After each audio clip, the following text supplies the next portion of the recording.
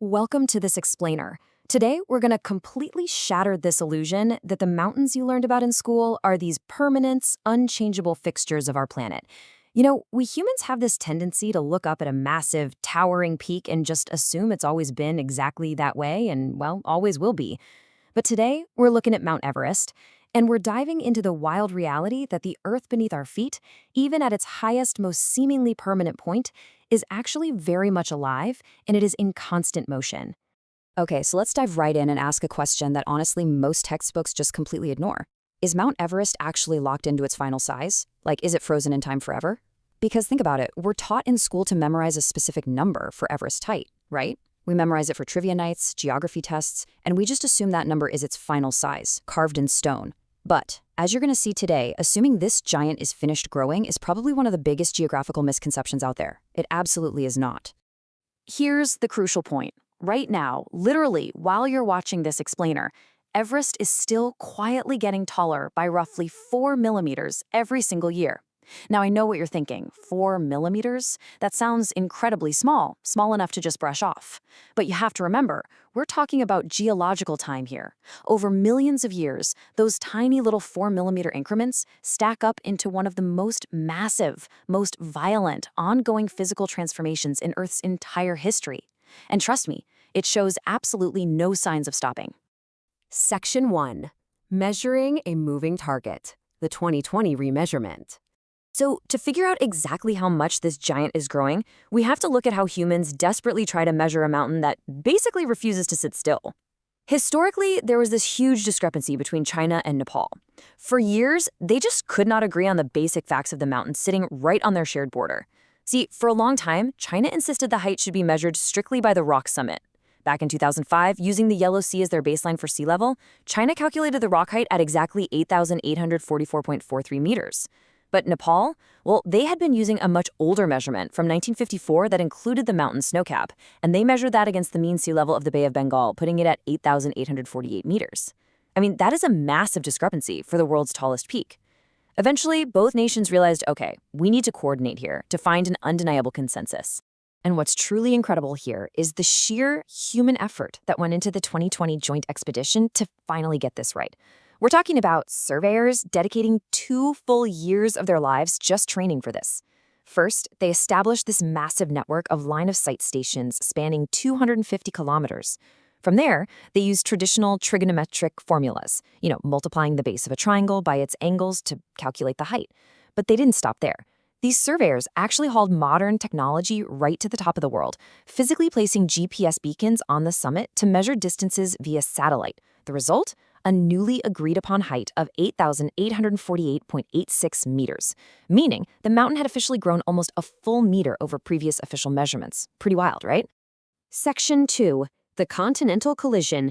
50 million years of tectonic pressure. Okay, so we know the new height is 8,848.86 meters.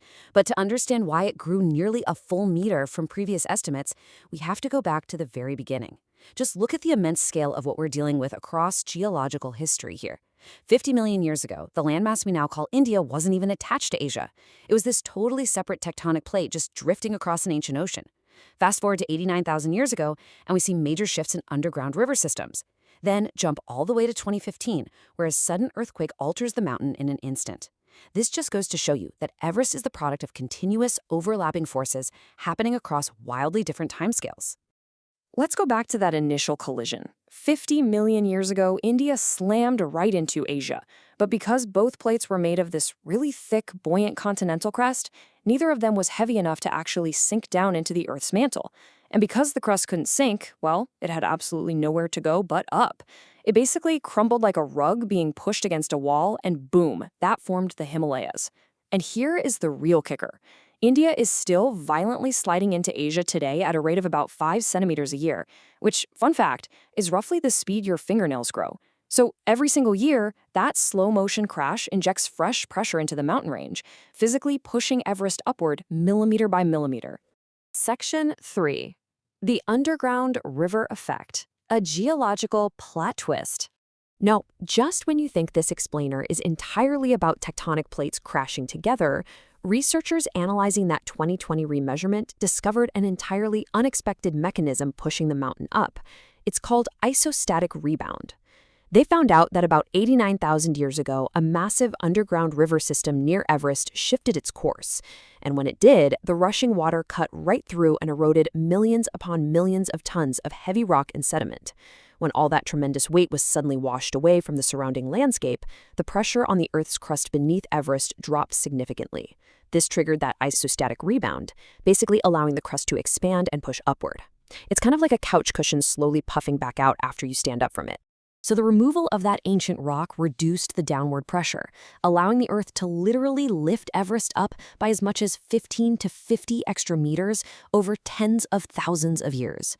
Honestly, most people have never even heard of this process, but it's proof that Everest isn't just being pushed up from below by colliding continents. It's actually being lifted up because the very landscape around it is getting lighter and eroding away. Section 4. Forces pulling Everest down. The permanent conflict. But hey, nature isn't just building the mountain up in this one continuous, glorious ascent. Everest is actually a violent battleground. Think about it. On one side, we have our upward forces, the immense, unstoppable power of the tectonic plate collision, plus that subtle but powerful lift of isostatic rebound. But on the other side, the mountain is under constant attack. It's being violently torn back down by extreme weathering, relentless erosion, grinding glacial movement, and destructive earthquakes. It is literally a tug of war on a planetary scale. Now, right now, the forces pushing up are winning by just a matter of millimeters. But make no mistake, it is a chaotic struggle. In fact, to show you just how rapidly those forces pulling down can act, we just have to look back at the tragic 7.8 magnitude earthquake that struck Nepal in 2015. While the human toll was utterly devastating, causing massive loss of life and triggering those awful avalanches at Everest Base Camp, it also had a profound geological impact. In the immediate aftermath of that violent shifting of tectonic plates, Everest instantly shrank by roughly 2.5 centimeters. 2.5 centimeters, gone, just like that. It was a stark, sudden reminder that this mountain isn't just growing steadily, and that catastrophic events can literally shave off height in a matter of seconds. So, what's the ultimate takeaway from this explainer? It's that Everest's exact height is not, and honestly never was, a fixed fact. That 8,848.86 meters they painstakingly measured back in 2020, it's really nothing more than a snapshot. It's just a number that's frozen only at the exact moment scientists managed to measure it. The number you learned in school is already outdated the moment you read it. And I think that leaves us with an incredibly exciting question to ponder. If the tallest, most imposing, most seemingly permanent mountain on Earth is actually alive and moving right now, what other solid, quote-unquote, fixed facts about our planet are secretly shifting right beneath our feet? Keep asking questions, keep looking at the world as this dynamic, living place, and thanks so much for joining me on this explainer.